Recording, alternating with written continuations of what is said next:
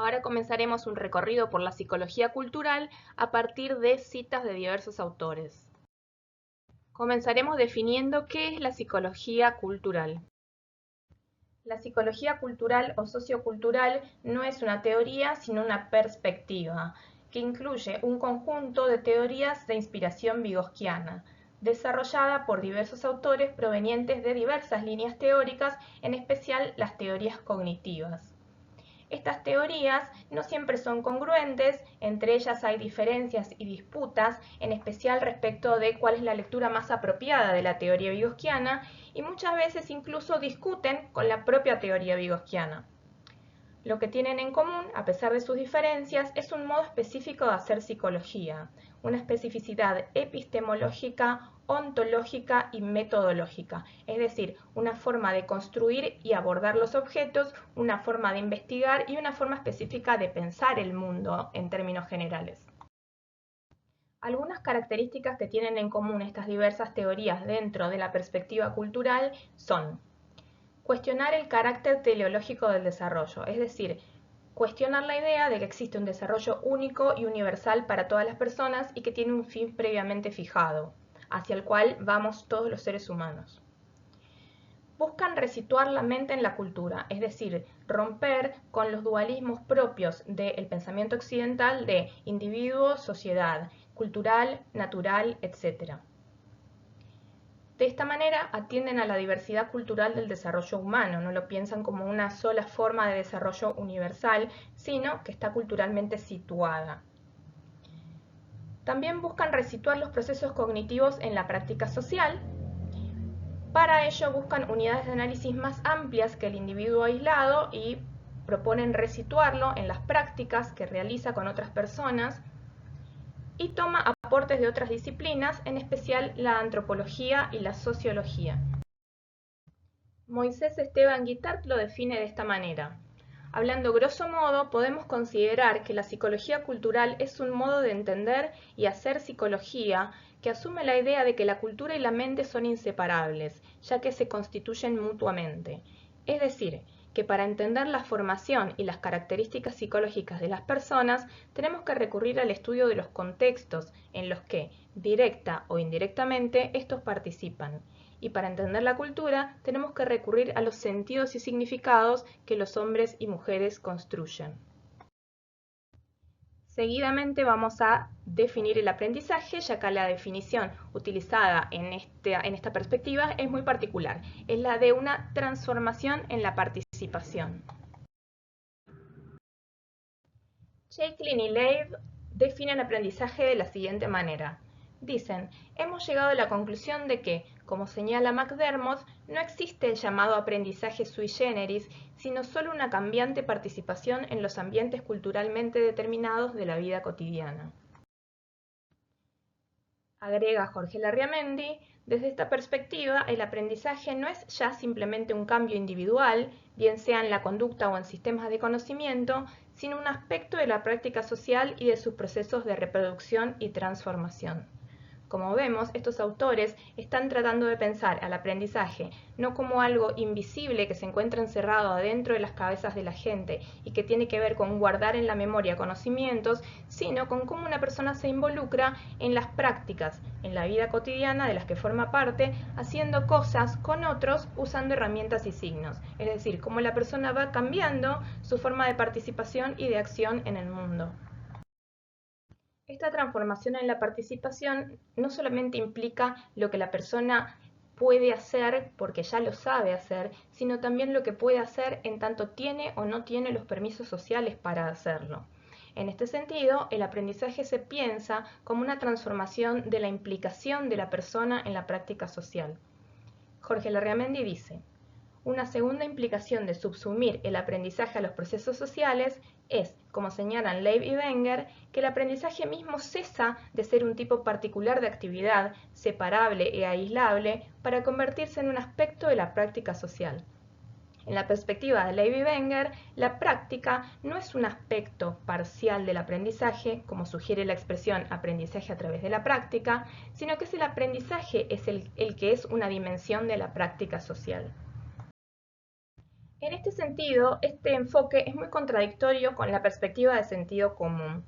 Todos tenemos la representación de qué es enseñar y qué es aprender formada a través de muchos años de escolarización.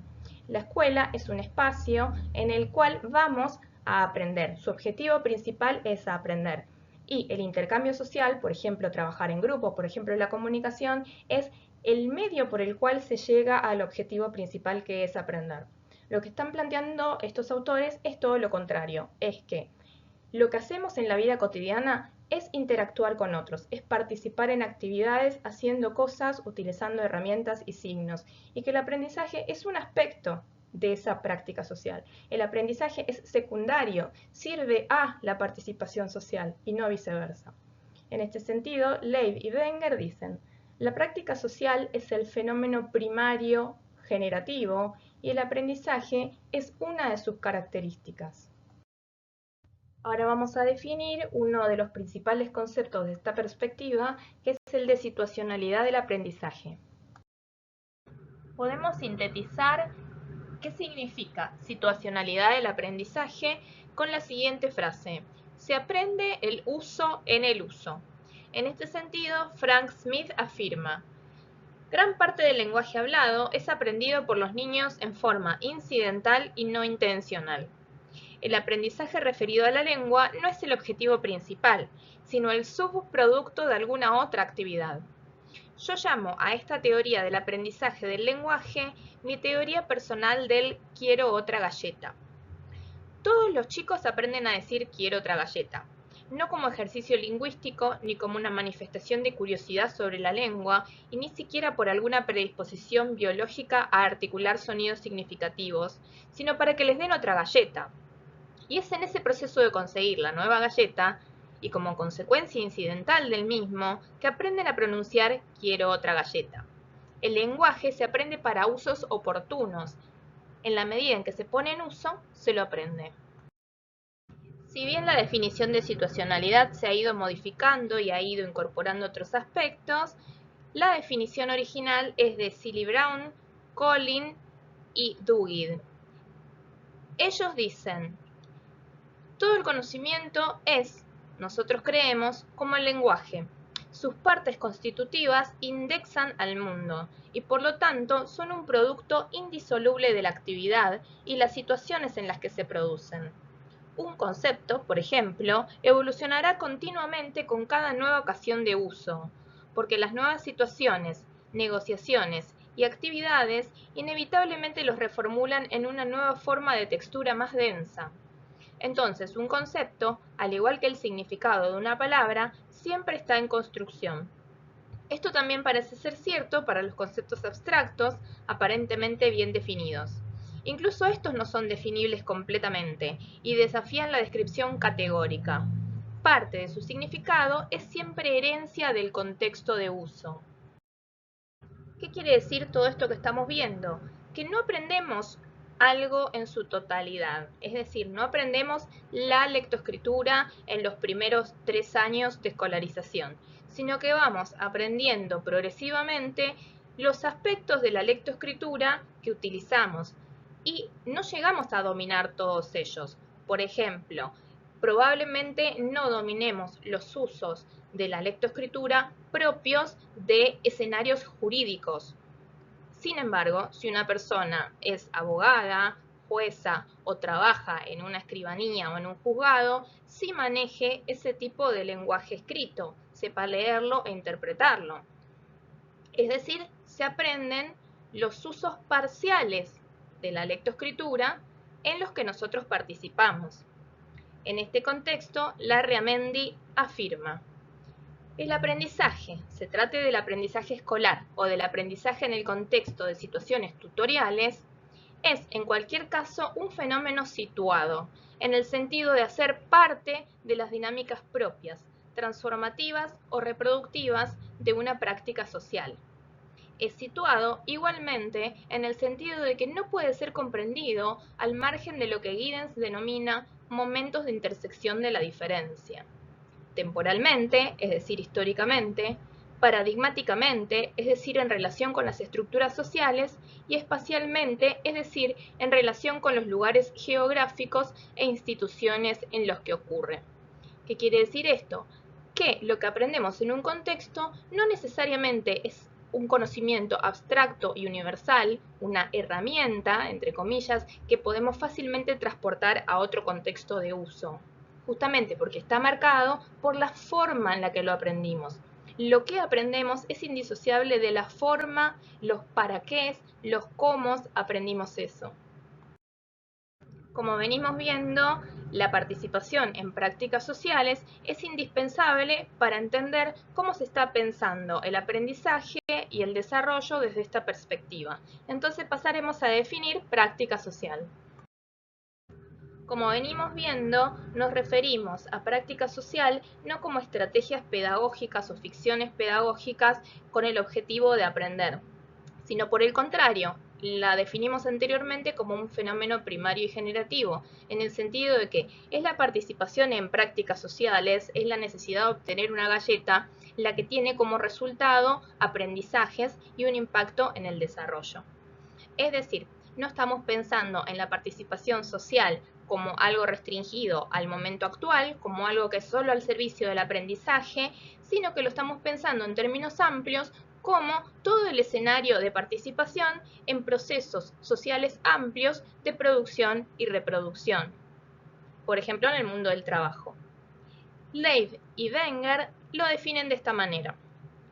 Una consecuencia del carácter inherentemente problemático de la reproducción social de las comunidades de práctica es que la participación sostenida de los novatos, que se van convirtiendo en veteranos, debe involucrar el conflicto entre las fuerzas que empujan los procesos de aprendizaje y las que trabajan en contra de ellas. Otra implicancia relacionada es que el aprendizaje nunca es sencillamente solo un proceso de transferencia o asimilación. Aprendizaje, transformación y cambio siempre se vinculan entre sí mutuamente, y el statu quo necesita tanta explicación como el cambio. Aquí nos están diciendo varias cosas, es decir, que la participación social no siempre son procesos de ayuda, que la participación social implica luchas de poder, una tensión entre el avance en el aprendizaje y fuerzas que intentan que no se modifique la situación social en la que estamos participando, es decir, que tienden hacia el mantenimiento del statu quo.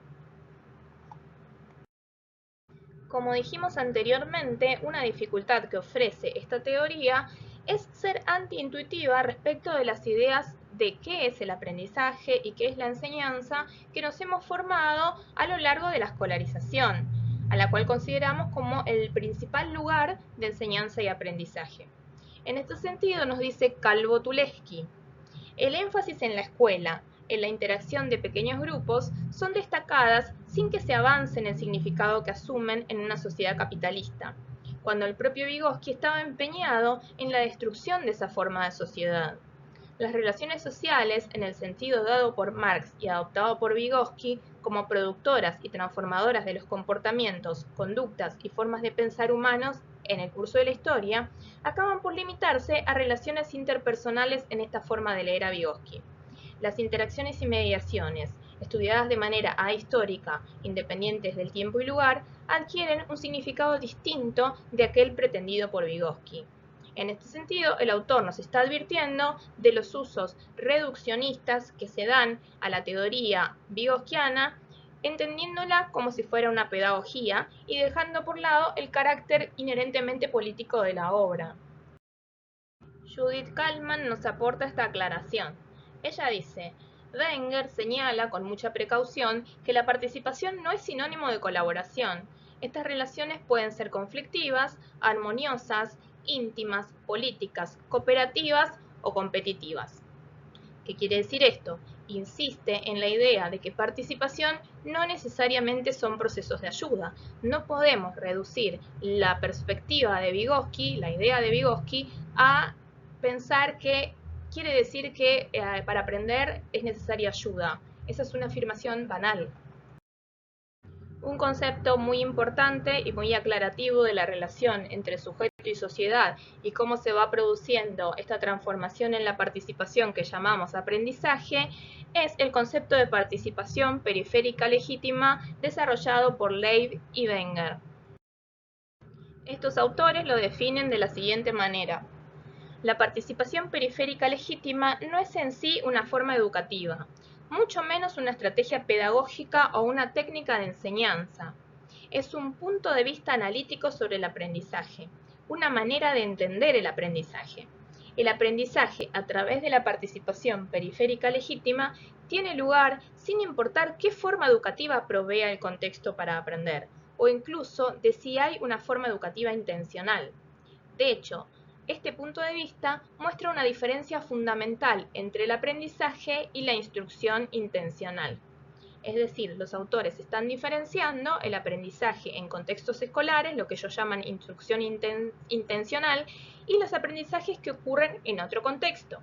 Porque, repitamos, la escuela no es el único espacio en el que se producen aprendizajes. Por ejemplo, también se aprende en la familia, se aprende en el trabajo, en el grupo de pares, etc. Otra cosa que nos están recalcando es que esto es un punto de vista analítico, es decir, una forma, un modelo para entender cómo se produce el aprendizaje y por consecuencia el desarrollo, y no una estrategia pedagógica.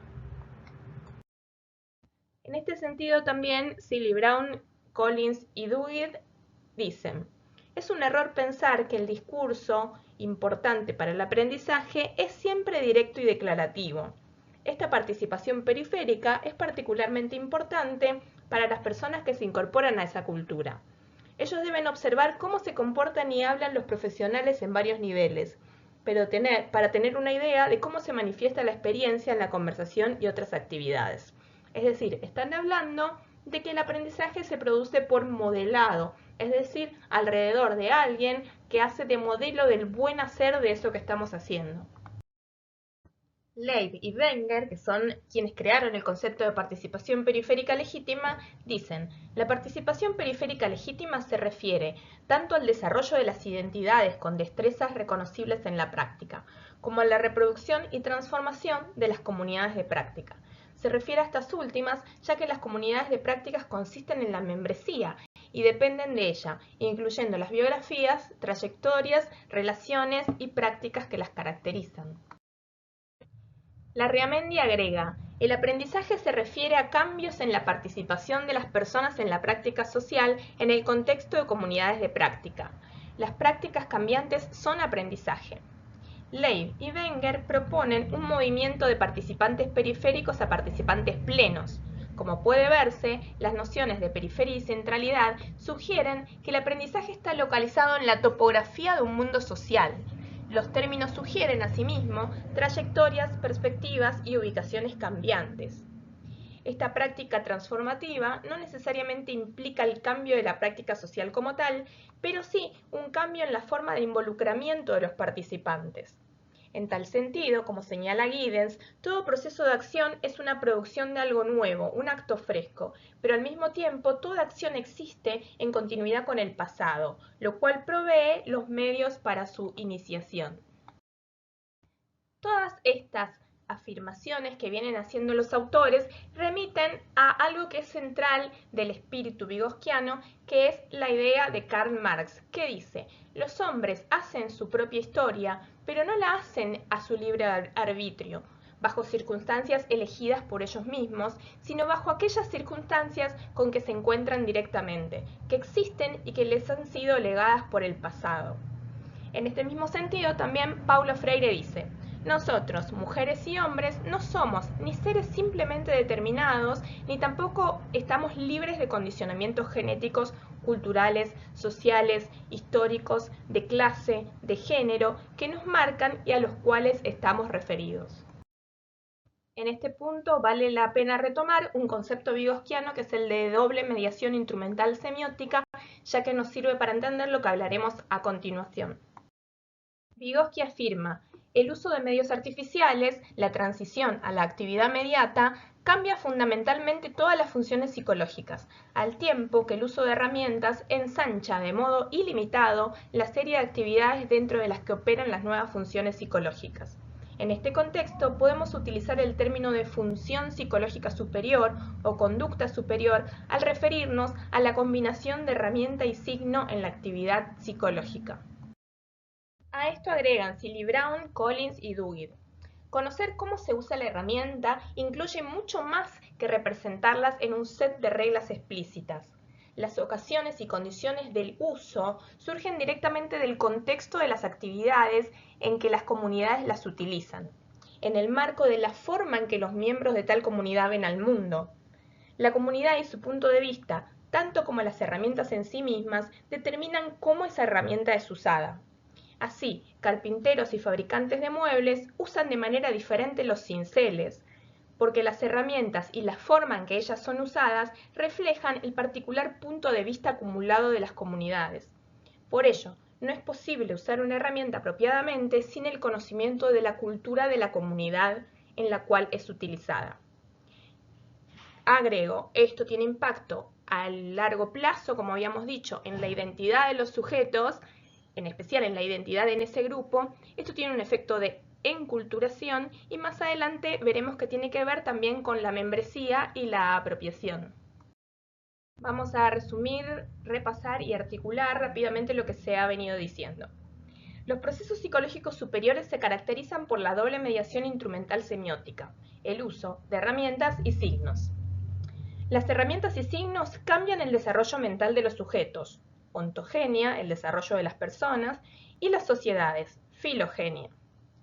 Hay una diversidad cultural del desarrollo, que se relaciona no solamente con la diferencia de instrumentos, sino también con la diferencia de modos específicos de utilizar esos instrumentos en distintos contextos y comunidades. La escuela genera vías específicas del desarrollo que tienen que ver con el desarrollo de un pensamiento descontextualizado.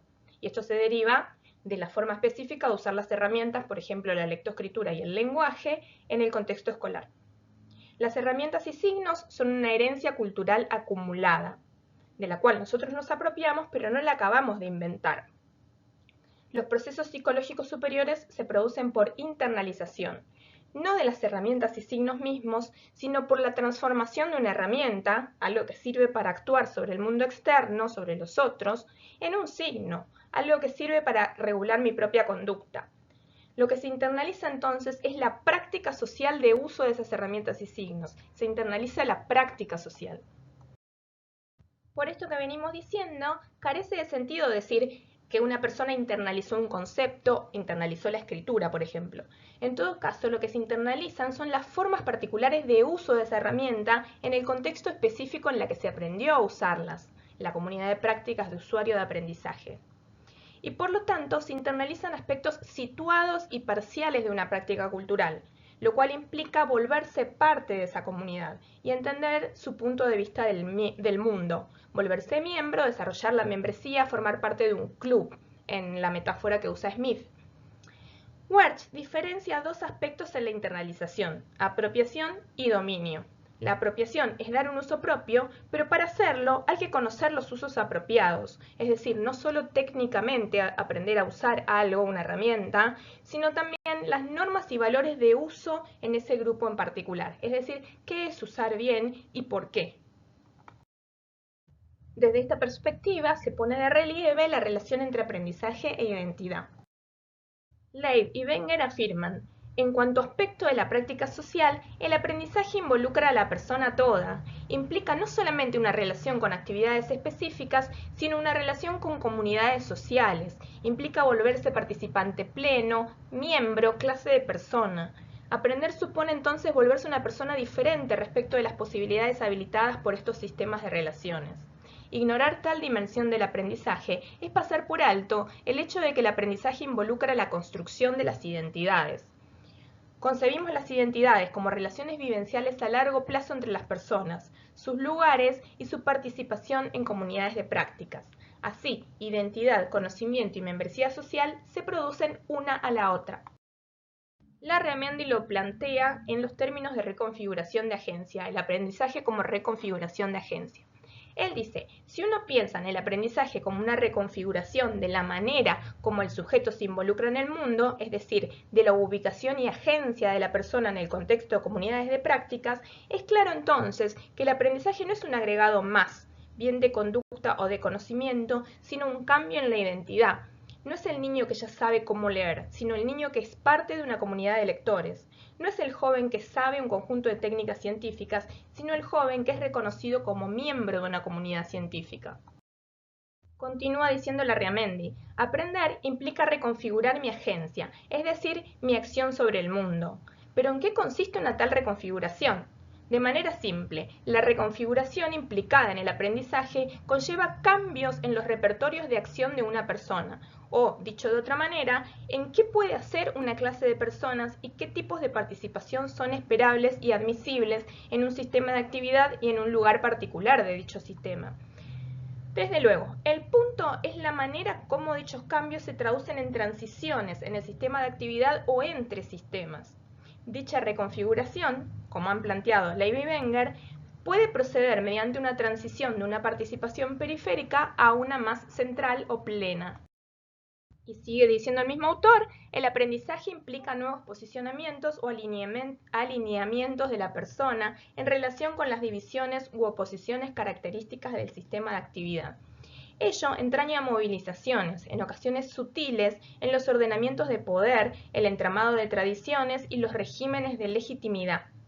Los posicionamientos productos del aprendizaje pueden reproducir o desafiar dichos ordenamientos, adicionar a las tradiciones o consolidar o desafiar regímenes existentes de legitimidad. En consonancia con el carácter relacional de la noción de identidad, la reconfiguración de la agencia implicada en el aprendizaje no solo conlleva nuevos posicionamientos o definiciones de lo que es posible en el contexto de un sistema de actividad, sino también movilizaciones en la comunidad misma o en el sistema de actividad. Es decir, como sujeto y contexto son indisociables, esto lo estoy agregando, entonces un cambio en la persona o la introducción de una persona en una comunidad cultural o de aprendizaje implica el cambio de esa comunidad misma. Arocchio y Aleman dicen, en la concepción de Wenger, la comunidad es entendida como la configuración social en la que nuestro quehacer es definido como uno que merece la pena realizar y nuestra participación se reconoce como importante para su realización. En este quehacer se construye una identidad que comunicamos en diversas formas discursivas y que actuamos. Comunicamos la forma en que el aprendizaje cambia quienes somos y crea historias personales de cómo llegamos a ser miembros de una determinada comunidad. En el entrecruzamiento de estas características, aprender es hacer, aprender es experiencia cargada de significado, vivencia. Aprender es pertenecer y aprender es hacerse. Larramendi continúa dando una definición de identidad y él dice, la identidad, desde esta perspectiva, puede ser vista como patrones de participación. Los participantes están situados en lugares particulares y en posiciones sociales en dicho contexto, donde ellos, como participantes, tienen perspectivas particulares sobre el contexto, sobre ellos mismos y sobre los otros. Esto es una cita de Dreyer.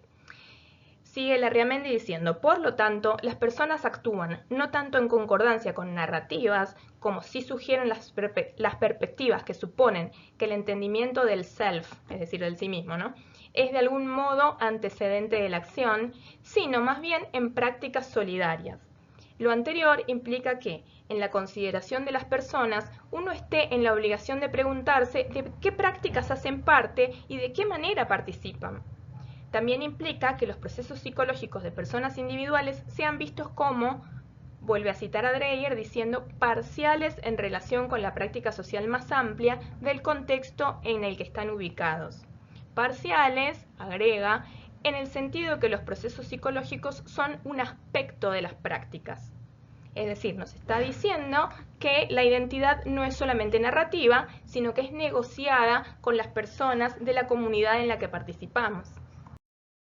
Otro concepto muy importante y que tiene que ver, nos retrotrae a esta idea de doble mediación instrumental semiótica, es el de distribución de la cognición. David Perkins define la cognición distribuida de la siguiente manera. El entorno, los recursos físicos y sociales inmediatos fuera de la persona, participan en la cognición no solo como fuente de entrada de información y como receptor de productos finales, sino como vehículo del pensamiento. El residuo dejado por el pensamiento, lo que se aprende, subsiste no solo en la mente del que aprende, sino también en el ordenamiento del entorno, y es genuino aprendizaje pese a eso.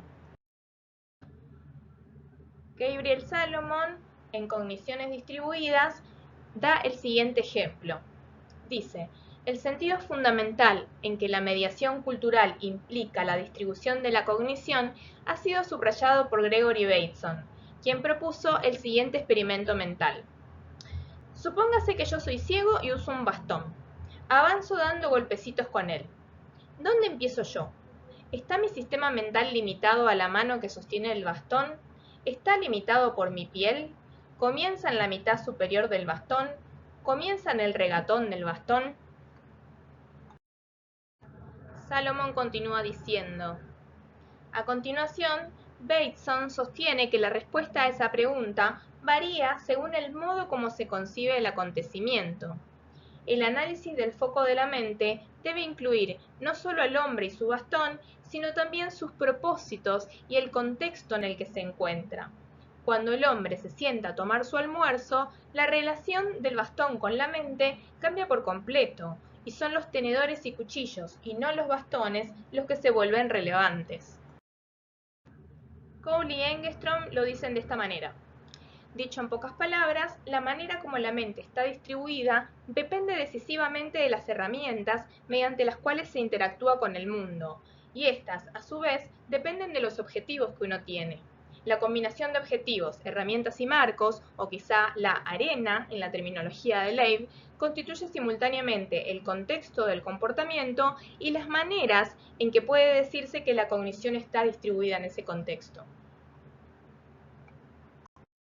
Volvemos a resaltar un concepto muy importante en la obra vygotsquiana, que es el concepto de desarrollo. Este concepto muchas veces es olvidado, se habla de aprendizaje y muy poco de cómo ese aprendizaje conlleva al desarrollo, que este justamente es el planteo de Vygotsky. Dicen Arocchio y Aleman. El desarrollo cognitivo, plantea Rogoff, es el resultado de un aprendizaje que ocurre mediante la participación guiada en actividades sociales con el acompañamiento de pares y adultos que apoyan y retan el dominio de destrezas y entendimientos. El desarrollo implica la apropiación de las herramientas intelectuales y las destrezas de la comunidad cultural a la que se pertenece. Ángel Rivière afirma, es un hecho que el sujeto no se hace de dentro hacia afuera, no es un reflejo pasivo del medio, ni un espíritu previo al contacto con las cosas y las personas. Por el contrario, es un resultado de la relación, y la conciencia no es, por así decirlo, un manantial originante de los signos, sino que es un resultado de los propios signos. Las funciones superiores no son solamente un requisito de la comunicación, sino que son un resultado de la comunicación misma. Esto tiene que ver con lo que habíamos visto, hablando de Vygotsky, que ¿de qué se trata el desarrollo de la conciencia? ¿De qué se trata la internalización de la transformación de herramientas en signos? Hablaremos ahora de la relación entre los conceptos de disponibilidad y acceso. Judith Kalman dice, se utilizan estos dos términos, disponibilidad y acceso, para distinguir la diseminación de los materiales propios de la lengua escrita de los procesos sociales subyacentes a su distribución y uso. Disponibilidad denota la presencia física de los materiales impresos, la infraestructura para su distribución, biblioteca, puntos de venta de libros, revistas, diarios, servicios de correo, etc., mientras que acceso refiere a las oportunidades para participar en eventos de lengua escrita. La sola presencia de los libros en una biblioteca, por ejemplo, no promueve la lectura, es su circulación y uso entre las manos de los lectores lo que la fomenta. Abordaremos ahora los conceptos de apropiación y dominio. La diferenciación entre apropiación y dominio es introducida por James Wertsch. Este dice que la internalización tiene dos caras. Una de ellas es la apropiación y la otra es el dominio. Es decir, cuando hablamos de apropiación, estamos hablando de internalización. y la internalización explica el desarrollo, no el aprendizaje. De Pablo Pons y Rebollo Catalán dicen: de un lado, la internalización requiere por parte del individuo el dominio cognitivo del instrumento cultural. Este dominio se genera a través de la irreductible tensión entre escenarios socioculturales y voces individuales, originada en el desarrollo de actividades socialmente significativas. De otro lado, introduce, como complementario al anterior, el concepto de apropiación. Este hace referencia a la capacidad de hacerse con algo, en el sentido de tomar algo que pertenece a otros, desde un punto de vista sociocultural. En dicho proceso, el binomio interpsicológico-intrapsicológico queda superado, en tanto suponen dos planos que coexisten en interacción dialéctica a lo largo de todo el continuo. Continúan diciendo los mismos autores: el proceso de formación de ideas propias a través de la comprensión y apropiación de las ideas ajenas conlleva necesariamente formas de discurso ideológico e intenciones particulares de los individuos. Esta concepción del otro como sujeto activo influye en la formulación de constructos como ventrilocución e intertextualidad. Lo que nos están diciendo los autores, básicamente, es que apropiación quiere decir tomar algo que ya existe en la cultura, que no es mío. De alguna manera, cuando usamos el lenguaje, lo usamos para decir cosas propias, pero el lenguaje no nos pertenece, nos apropiamos temporariamente de él para nuestros fines. Podemos modificarlo, pero a la vez el lenguaje no lo inventamos. Si lo hubiésemos inventado y fuera solo nuestro, nadie nos entendería. El lenguaje es tal en tanto es compartido entre varias personas. A la vez, cuando nosotros nos apropiamos del lenguaje o de cualquier objeto cultural, necesariamente quedamos apropiados por la cultura en la cual se realiza ese uso específico del lenguaje o de la herramienta de la que estemos hablando. Hay un proceso de apropiación mutua, hay una relación dialéctica entre el sujeto y el contexto cultural. Siguen diciendo de Pablo Pons y Rebollo Catalán: la heteroglosia describe la rica combinación de géneros y voces que se producen en determinadas situaciones sociales de comunicación, lo que implica que el lenguaje está poblado con las intenciones y experiencias de otros. La apropiación del lenguaje por parte de los individuos se realiza en contacto con las estructuras y contenidos proporcionados por los enunciados ajenos. Todo esto ellos lo toman de un autor ruso que se llama Bakhtin, que justamente de ahí viene el concepto de apropiación.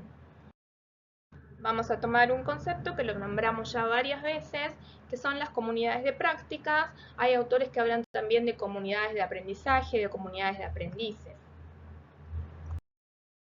Ley y Wenger dicen: una comunidad de práctica es una condición intrínseca para la existencia del conocimiento, ya que provee el soporte interpretativo necesario para darle sentido a su herencia. La estructura social de esta práctica, sus relaciones de poder y sus condiciones para la legitimidad definen las posibilidades de aprendizaje, es decir, para la participación periférica legítima. Continúan diciendo: cada intento dado de analizar una forma de aprendizaje a través de la participación periférica legítima debe incluir el análisis de la organización política y social de aquella forma, su desarrollo histórico y los efectos de ambos sobre las posibilidades sustentadas para el aprendizaje. La necesidad de tal análisis motiva nuestra atención en las comunidades de práctica y nuestra insistencia en que los aprendices deben ser participantes periféricos legítimos en la práctica en curso para que las identidades de aprendizaje puedan comprometerse y desarrollarse hasta llegar a la plena participación.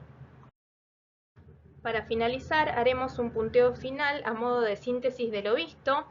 Todo esto puede ser encontrado en las distintas citas que estuvimos viendo. La mente está inserta en la cultura. Sujeto y sociedad son indisociables, tienen entre ellos una relación dialéctica. No hay sujetos fuera de un contexto sociocultural, ni sociedad sin sujetos. La psicología cultural busca resituar el aprendizaje en un plano social y dejar de pensarlo como algo meramente encerrado en forma opaca en la mente de la persona. La mente tiene origen social y conserva un carácter social o cuasi social, decía Vygotsky. Viceversa, hay una mente que no está encerrada en la piel de los sujetos, sino que se extiende más allá del individuo y que se produce entre personas, y entre ellas y las herramientas y signos que usan. A esto nos referimos con cognición distribuida. Hay una mente que es un fenómeno de borde entre las personas y sus herramientas. A la vez dijimos que los usos de estas herramientas dependen de objetivos e intenciones. El aprendizaje se realiza por medio de la participación en actividades con sentido para los sujetos y para esa comunidad. Los sentidos se negocian, implican luchas de poder en determinados grupos sociales, procesos de producción y reproducción social, de cambio social y de mantenimiento del statu quo. Las actividades con sentido se producen siempre alrededor de necesidades auténticas de los sujetos. Ahí tenemos el ejemplo de él quiere una galleta. Una actividad con sentido supone la disponibilidad de materiales y una propuesta de uso significativo de los mismos por parte de los sujetos, es decir, el acceso. Los procesos de aprendizaje se realizan en el marco de comunidades. Según distintos autores, se llamarían comunidades de prácticas, de aprendizaje o de aprendices. Diversas formas de acceso, es decir, de uso de herramientas y signos, conllevan a la apropiación de aspectos parciales de una cultura, es decir, solo aquellos usos específicos en la comunidad en la que estamos participando. Por lo tanto, aprender de distintas maneras no es aprender lo mismo por diversos caminos, sino enfrentarse o introducirse a versiones diferentes de una cultura, aspectos parciales, que implican que es distinto lo que se aprende, es decir, son distintos objetos, en función de distintos propósitos y fines, alrededor de distintos valores, formas de ver el mundo, nos induce a determinadas posiciones subjetivas frente a su objeto cultural, etc. El aprendizaje implica movimientos de la persona en una comunidad, desde un lugar periférico hacia una mayor centralidad. Esto es lo que llamamos proceso de participación periférica legítima. Este movimiento se produce por medio de la interacción entre novatos que aprenden en forma vicaria y a menudo incidental, es decir, buscando otra cosa que no es el aprendizaje en sí mismo, volvemos al ejemplo de quiero una galleta, y expertos que sirven de modelo del buen hacer. Por eso a veces también se llama a esto aprendizaje por modelado. Aunque muchas veces esa participación guiada que brindan los expertos no siempre se produce de forma explícita. Los procesos de participación periférica legítima no pueden reducirse a procesos de ayuda, ni siempre lo son. A veces los expertos no quieren que los novatos pasen de ese lugar periférico a lugares más centrales. La participación periférica legítima no es una estrategia pedagógica, sino un punto de vista analítico, es decir, una herramienta teórica que nos sirve para pensar a los procesos de aprendizaje y desarrollo que los resitúen en el plano social y los saquen de adentro de la mente de los individuos. Este movimiento, que implica la participación periférica legítima, supone volverse miembro de una comunidad, es decir, parte de un club en términos de Smith. De volverse parte de una cultura, de transformar la agencia social del sujeto en ese contexto, de construir una identidad en forma negociada. La transformación de la participación, que llamamos aprendizaje, conlleva transformaciones de largo plazo en la persona, en su mente, identidad, conciencia, subjetividad. Es decir, producen desarrollo. El movimiento de novatos a expertos supone el desarrollo de un dominio y una apropiación. El desarrollo se produce por internalización, según Vygotsky. A la vez, Wersch diferencia dos aspectos de la internalización: el dominio práctico de las herramientas y la apropiación mutua entre sujeto y contexto, es decir, desarrollar o poder hacer un uso propio, pero a la vez conociendo un uso apropiado. Cuando hablamos de apropiación, entonces estamos hablando no del aprendizaje, sino del desarrollo mental, ya que se refiere la apropiación a la internalización. Poner la mirada en el plano social no diluye al sujeto. Prácticas idénticas distintas pueden conllevar sentidos diversos y tener impactos muy distintos en las personas. Son los sujetos los que dotan de sentido a las actividades. Finalmente dejo la bibliografía utilizada por si necesitan ampliar los temas vistos.